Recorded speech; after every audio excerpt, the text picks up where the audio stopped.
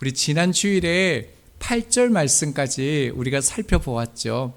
앞서 말씀을 간단하게 우리가 되짚어 보면요, 디베랴 호수에 주님의 말씀대로 제자들이 왔지만 무엇을 해야 될지를 몰랐습니다.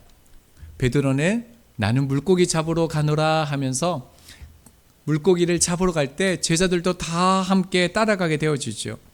밤새 그물을 내려 물고기를 잡으려 했지만요, 한 마리도 잡지 못했습니다. 그물을 정리하고 돌아가려고 할 때 어디서 낯선 음성이 들리죠. 고기가 있느냐? 제자들이 대답을 합니다. 아무것도 잡지 못했습니다 라고 얘기합니다. 그래서 또 낯선 음성이 들려오죠. 그물을 오른편에 던지라, 그리하면 잡으리라. 제자들이 이 음성을 듣고 그물을 던집니다. 자, 그러자요, 물고기가 많아서 그물을 들 수 없을 만큼 잡게 되어지죠. 요한은 주님이시다 이렇게 베드로에게 말합니다. 베드로는 어떻게 했죠? 겉옷을 입고 바다에 뛰어들어서 주님께로 나아갑니다. 제자들은 그물을 끌고 와 육지에 올라와 보니요, 숯불 위에 생선이 놓여 있고 떡도 있는 것을 발견합니다. 자, 이 사건 이후에 주님께서 이제 제자들에게 말씀하시는 것이 오늘 본문인데요, 12절 말씀입니다.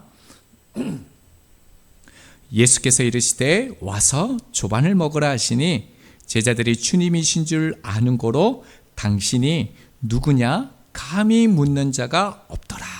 자, 주님께서 말씀하셨는데요, 조반을 먹으다라고 말씀합니다. 조반은 아침을 의미합니다. 그러니까 제자들 보고 아침을 먹으라라고 얘기한 거죠. 여러분, 이 장면을 잘 생각해 보면요, 주님이 십자가에 죽으시기 전날에 어떤 사건이 있었는지 기억하시죠? 제자들의 발을 씻겼죠.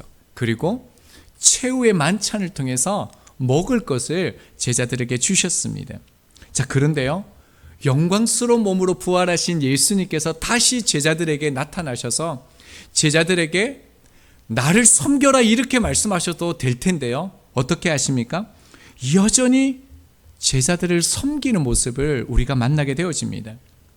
제자들을 위해서 손수 숯불 위에 맛있는 떡과 생선을요, 못자국 난 그 손으로 친히 굽고 계시는 것이죠. 자, 이 장면을 제자들이 만난 거예요. 그들의 마음이 어떠했을까요?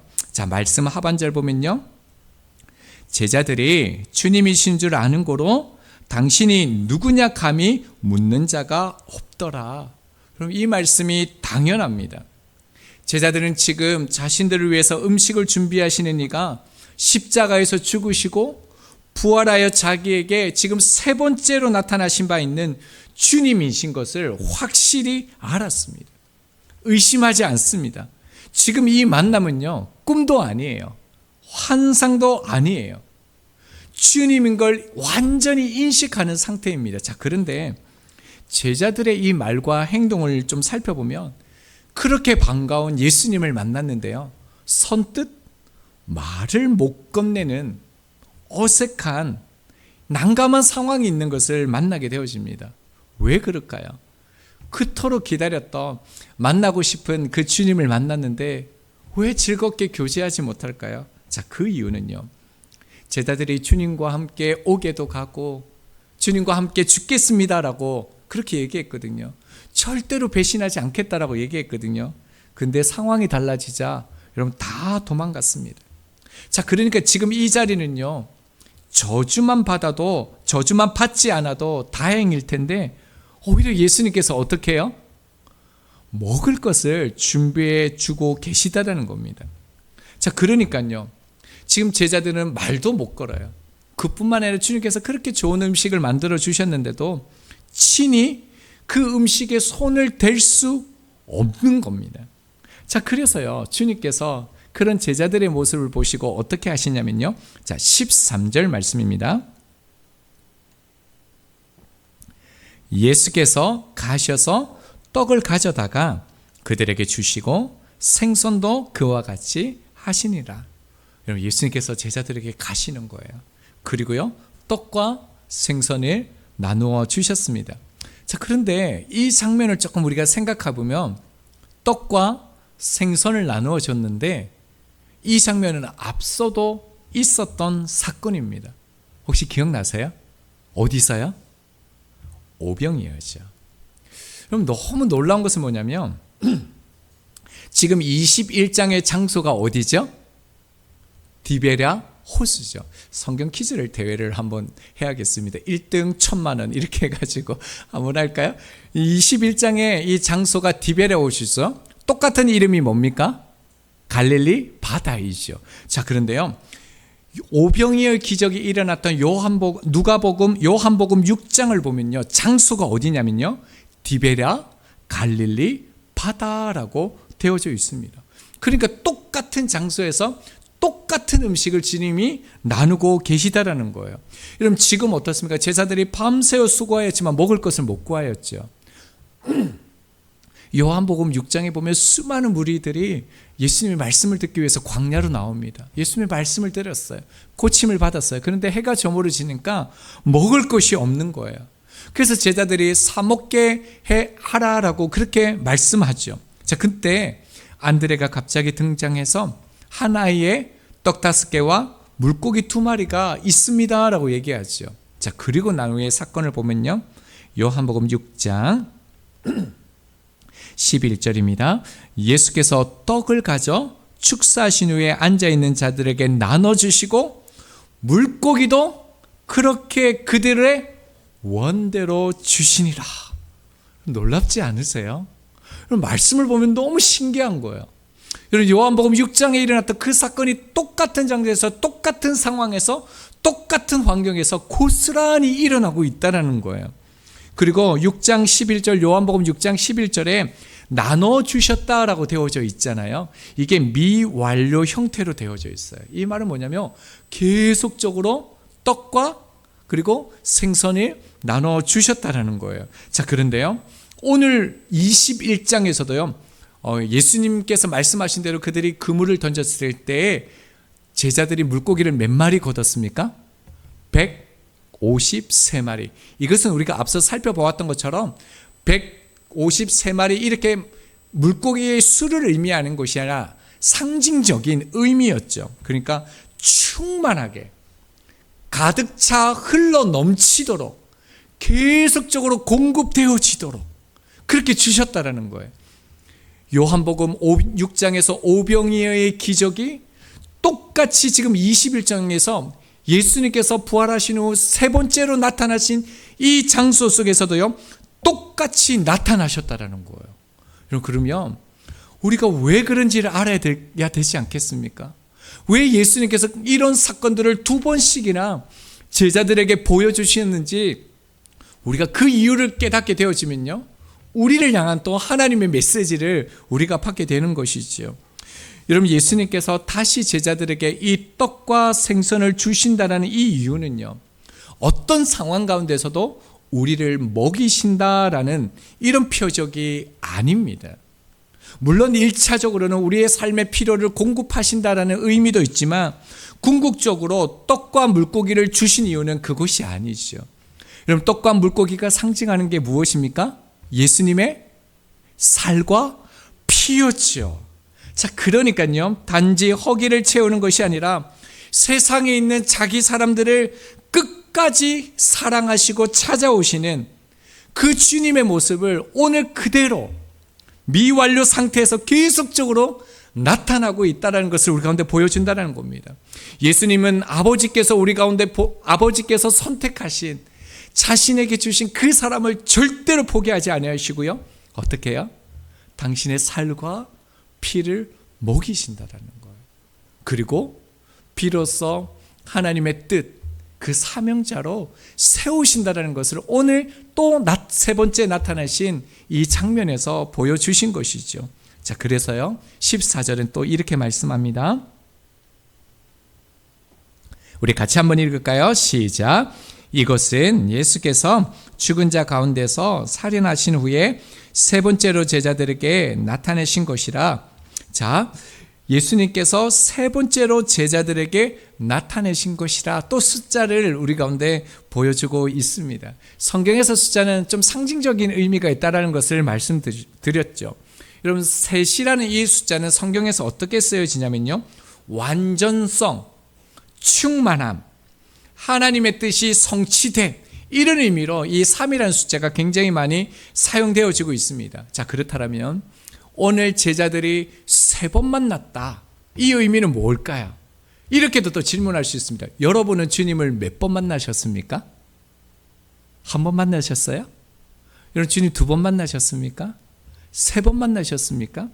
자, 제자들은요 3번 만났다라고 얘기하는데 첫 번째는 언제 만났습니까? 도마가 없을 때 주님 가운데 주님께서 나타나셨죠. 예수님이 살아나셨다, 이 믿음을 첫 번째 만남 속에서 제자들이 갖게 됩니다. 여러분, 성도들 가운데서도요, 이 첫 번째 믿음 가운데서 멈춰져 있는 분들이 상당히 많습니다.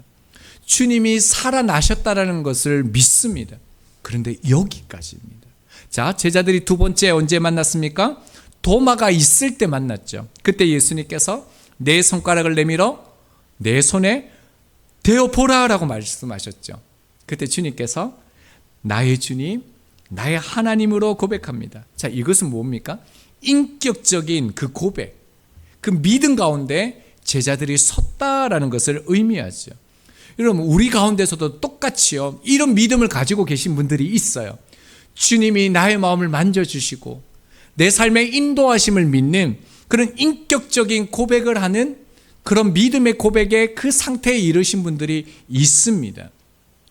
2번째 만남이죠. 자, 그런데요, 성경은 2번째에서도 멈추면 안 된다는 거예요.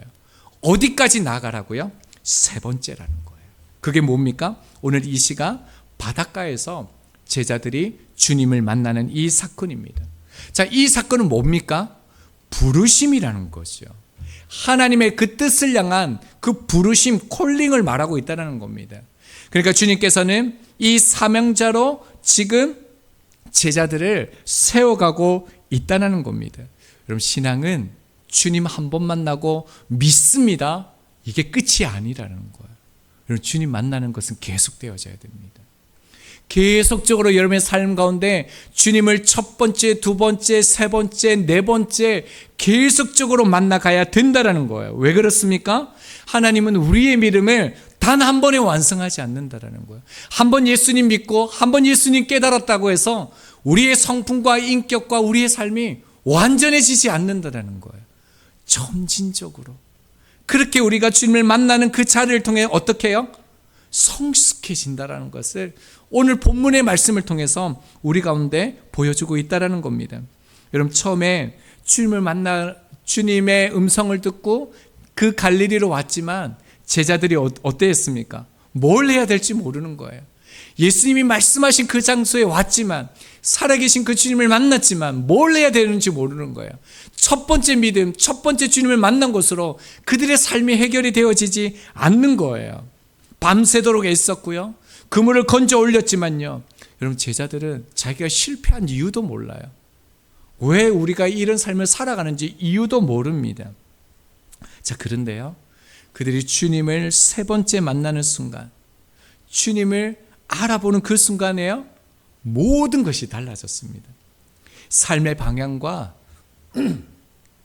의미가요, 회복되어집니다. 자, 12절 우리 하반절 말씀을 봅니다. 제자들이 주님이신 줄 아는 고로. 제자들이요, 주님이신 줄 안대요. 여기서 안다라는 게 뭐냐면 경험하다, 알다라는 뜻을 가지고 있는데, 이 단어는 현재적인 의미를 가지고 있어요. 그러니까 언제, 그때 예수님 그랬지, 그 말씀 하셨지, 이런 능력을 행하셨지, 그게 아니라요, 지금 이 순간 현재적인 의미, 현재 내가 믿음을 가지고 있고 현재 주님이 이런 분이시고 현재의 주님을 향한 그 믿음의 상태가 이러하다라는 거예요.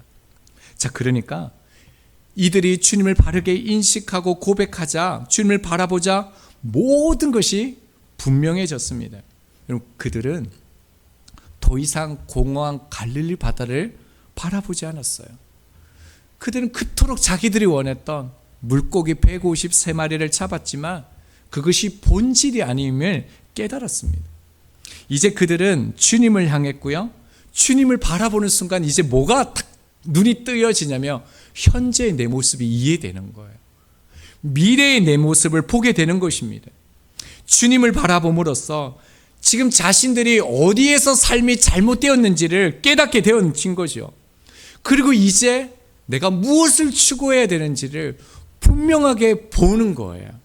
삶의 의미가 완전히 달라지는 거죠. 무엇보다도요, 여러분, 주님을 바라보는 순간에 그들이 깨달은 게 있는데 뭐냐면, 넘어지고요, 흔들리고, 주님을 배신하고, 주님을 떠났지만 주님을 바라보는 순간, 그 순간 속에서도 주님이 날 품으시고 사랑하시는 그 끊임없는 하나님의 그 은혜를 그들이 깨닫게 되어진 것이죠. 놀랍지 않습니까? 그 사랑 앞에서 제자들은 주님뿐만 아니라 자신을 알게 되었고요, 그때부터 비로소요 삶이 분명해졌습니다. 여러분, 성경 속에서도 이러한 예는 굉장히 많이 찾아볼 수 있습니다.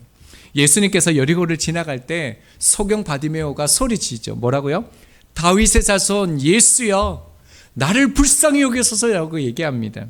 주님께서 무엇을 원하느냐라고 얘기하죠.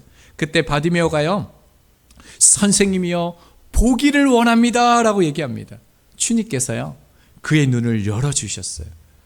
여러분, 한번 상상해 보시겠습니까? 평생 아무것도 보지 못했어요. 여러분, 눈을 떴습니다. 얼마나 많은 것을 보고 싶겠습니까? 얼마나 많은 세상을 보고 누리고 싶었겠습니까? 달려가고 싶은 거, 만져보고 싶은 것 얼마나 많았겠습니까? 자, 그런데 흥미로운 게 뭐냐면, 눈뜬 바디메오의 첫 번째 행동이 무엇인지 아세요?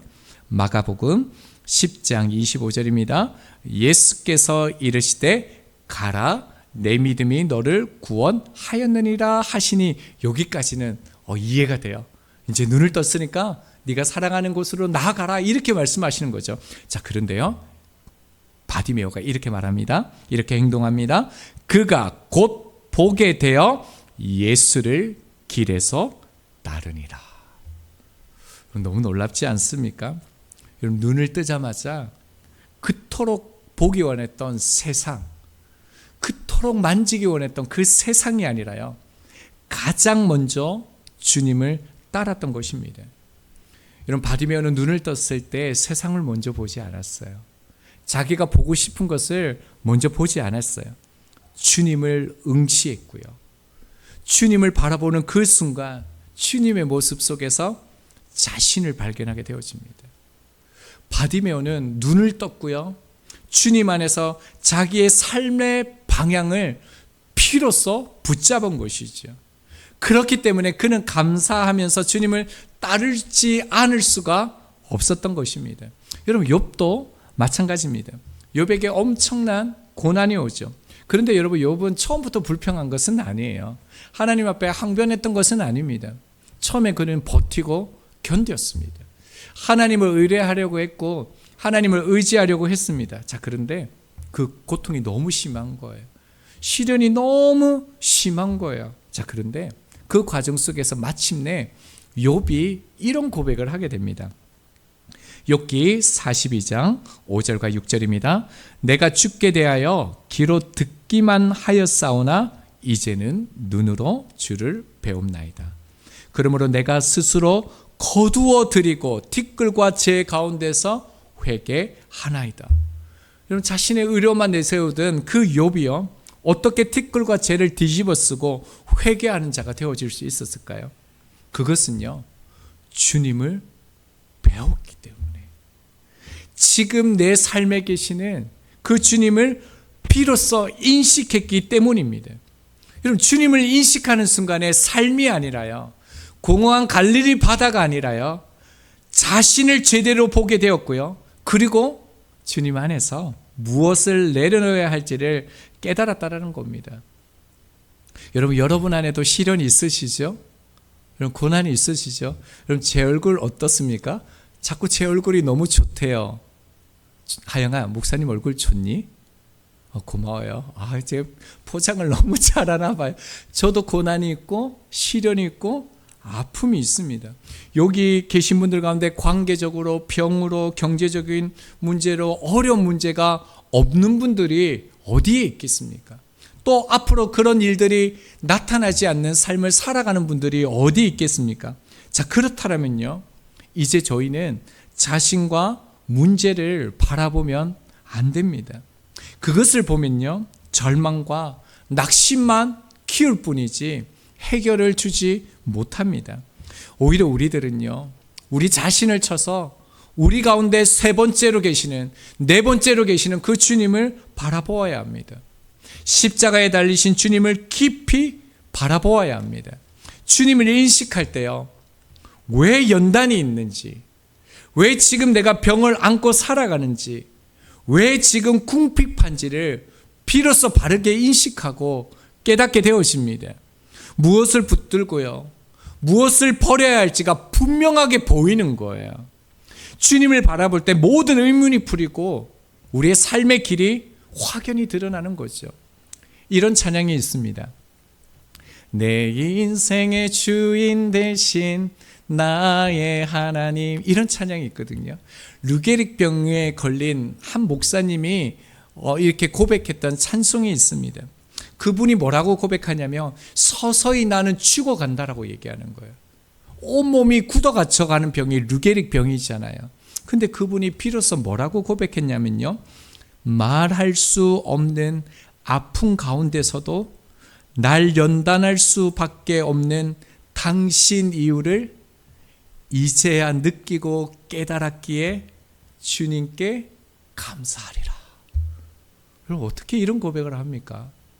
죽어가고 있는데요, 지금 매일마다 자기 삶에 내가 죽어가고 있는 것을, 그 공포와 그 두려움을 직면하고 있는데, 말할 수 없는 아픔 가운데서도 이렇게밖에 날 연단할 수 없는 그 주님의 사랑, 그 주님의 은혜를 이제야 깨달았습니다. 감사합니다. 그럼 어떻게 이런 고백을 할 수 있습니까? 주님을 바라보았을 때요, 지금 내 삶 가운데 계신 그 주님을 바르게 인식할 때에 비로소 우리는 그 주님이 원하시는 그 뜻을 발견하게 되는 것입니다. 믿음은 주님을 만나는 것부터 시작되어집니다. 그러나 믿음의 성숙은요, 주님을 계속 바라볼 때, 주님을 계속 만날 때 자라납니다.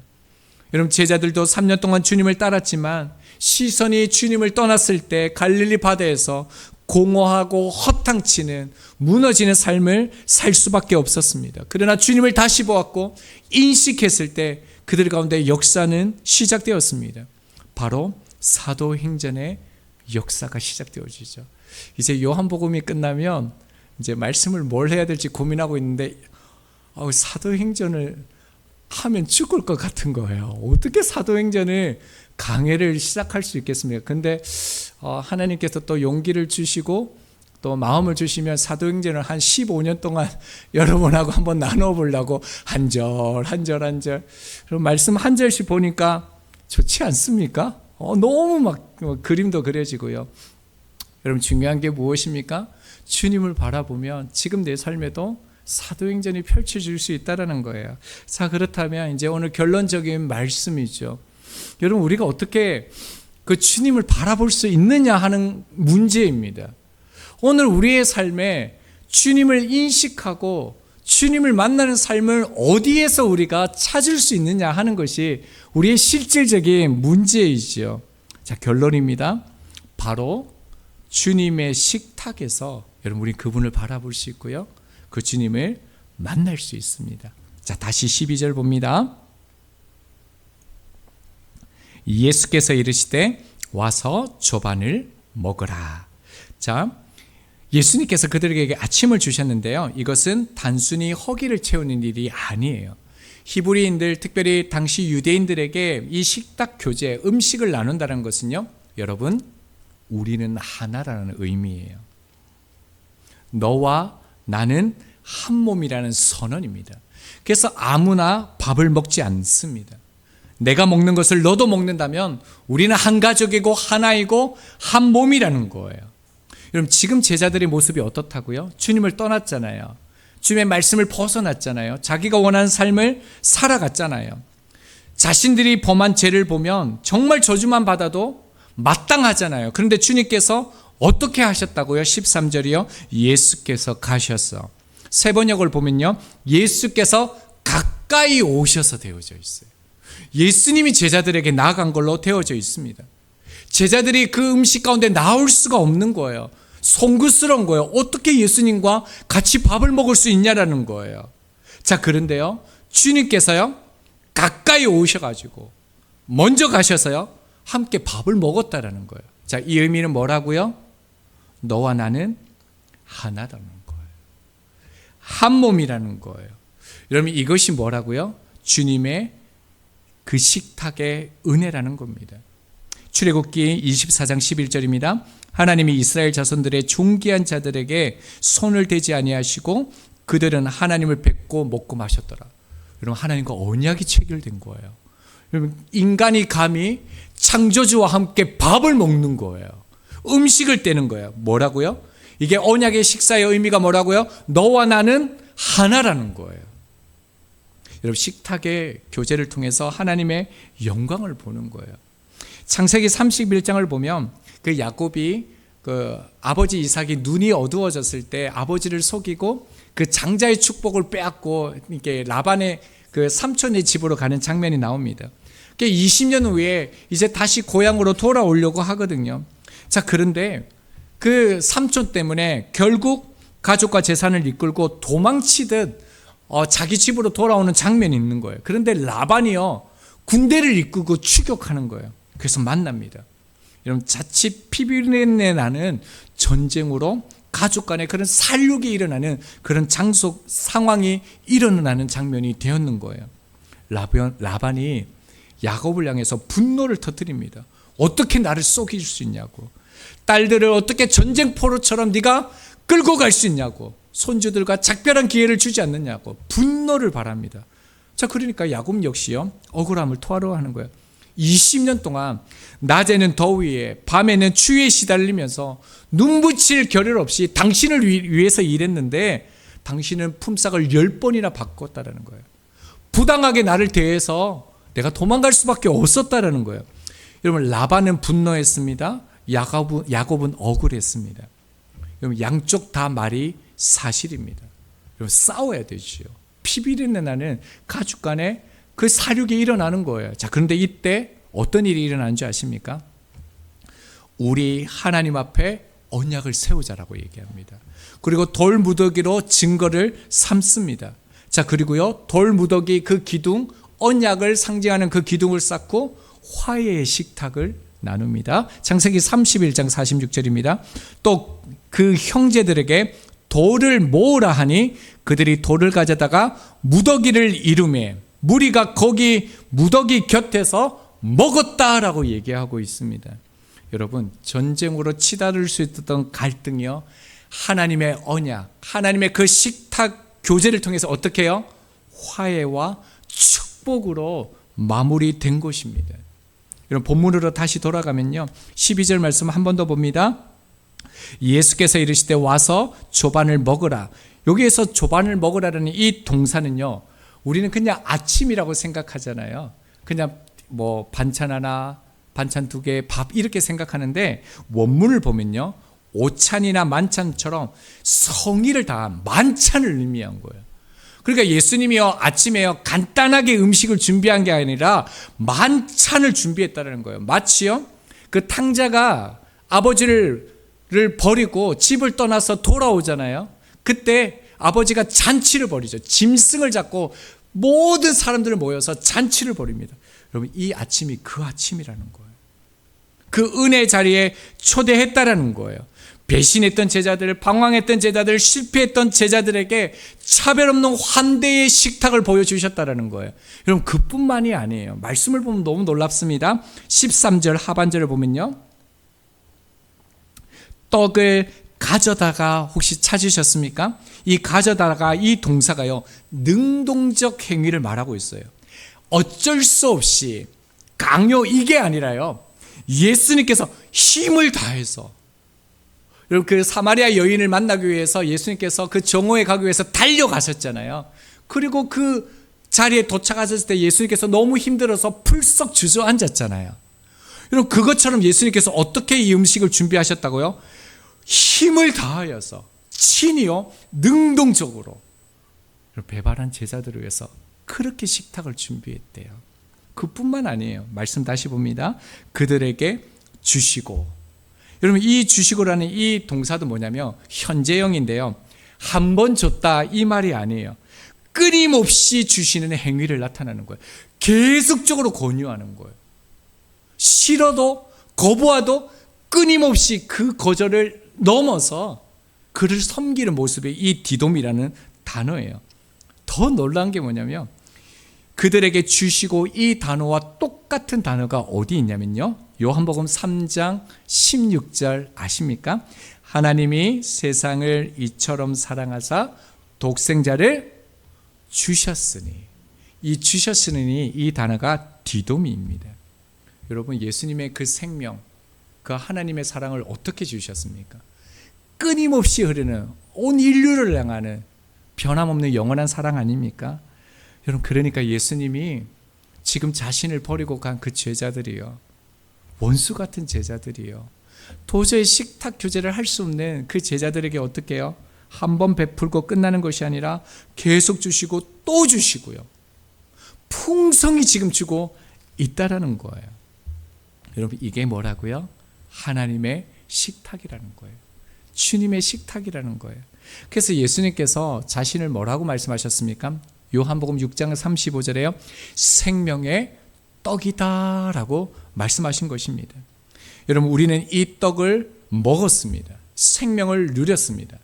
자, 그리고 동시에 예수님이 떡이다, 이 음식을 먹는다라는 이 의미는요, 그분의 사랑을 나누고 흘러보내는 그 식탁의 교제의 삶으로 나가야 된다라는 것입니다.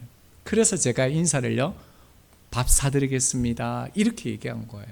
여러분, 예수님은 공생의 기간 동안에 자주요, 죄인들과 세리들과 창녀들과 식사를 했습니다. 여러분, 당시 유대 사회에서는 누구와 식사하느냐는요, 그 사람과의 관계를 인정하는 행위였죠. 정체성이었어. 그래서 예수님께서 세리와 창녀들과 이들 죄인들과 밥을 먹었을 때 예수님을 향하여 큰 비난이 있었습니다. 여러분, 그럼에도 불구하고 예수님은 그것을 포기하지 않으셨어요. 그 죄인들을 받아들이고요, 그 관계를 맺어가셨고요, 그리고 그들 가운데 하나님의 은혜가 식탁 교제를 통해 너희 가운데 나타냈음을 실제로 보여주셨습니다. 누가복음 7장 34절이요.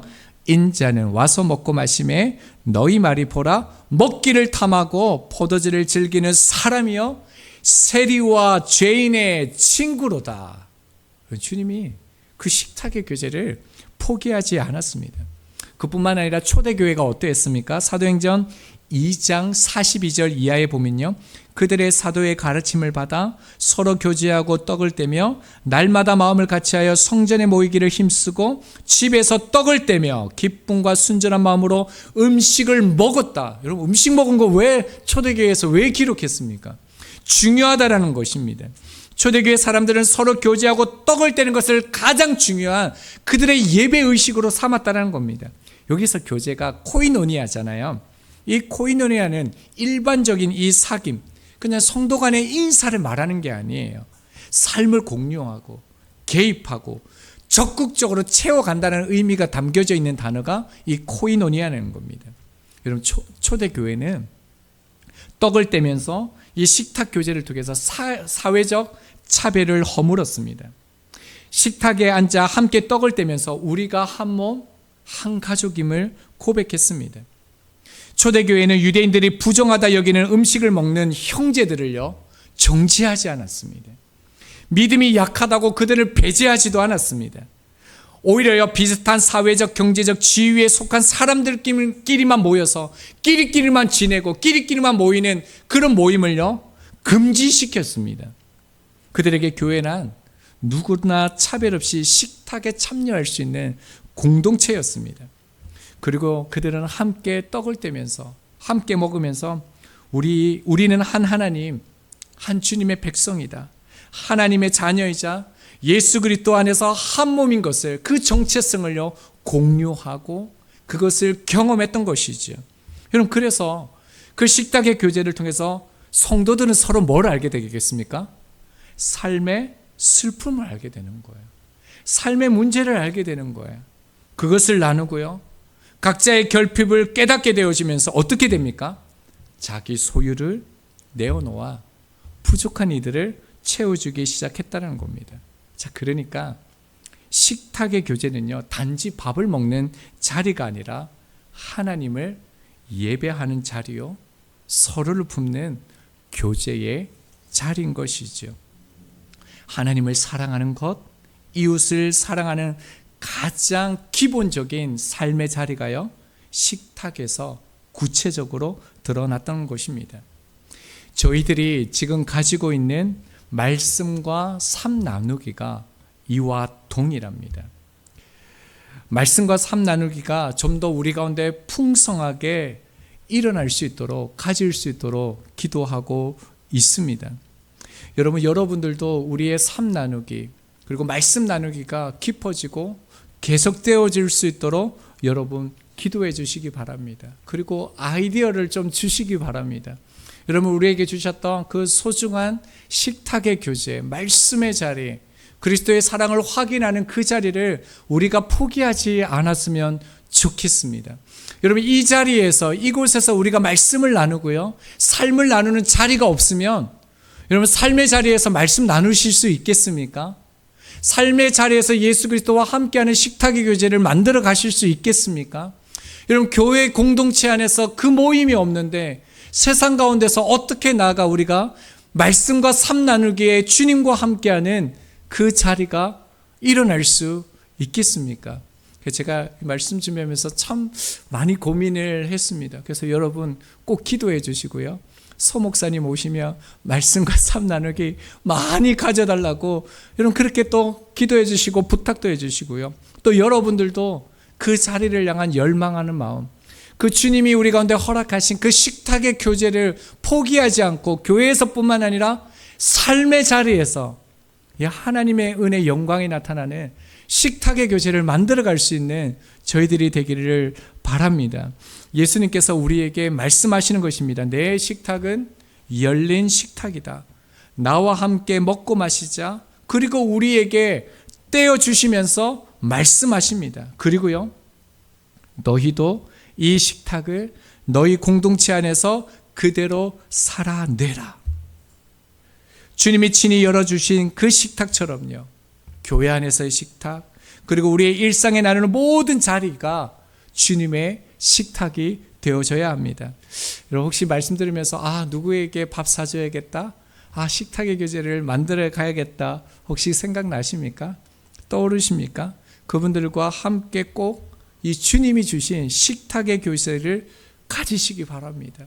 주님께서 어떻게 하셨다고요? 가까이 나가셔서 충만하게 환대하면서 계속적으로 주셨던 이 주님의 식탁을 여러분 만들어 주시기 바랍니다. 그러면요, 그 자리가 곧 주님께서 함께 하시는 식탁의 자리가 될 것이고요, 은혜의 자리가 될 것입니다. 그 자리에서 우리는 주님을 바라볼 수 있고요, 인생의 이유와 목적을 분명하게 깨닫게 될 것입니다. 주님을 바라보는, 그리고 주님의 식탁을 만들어가는 저희가 되길, 또 우리 부활소망교회가 되길 소망합니다.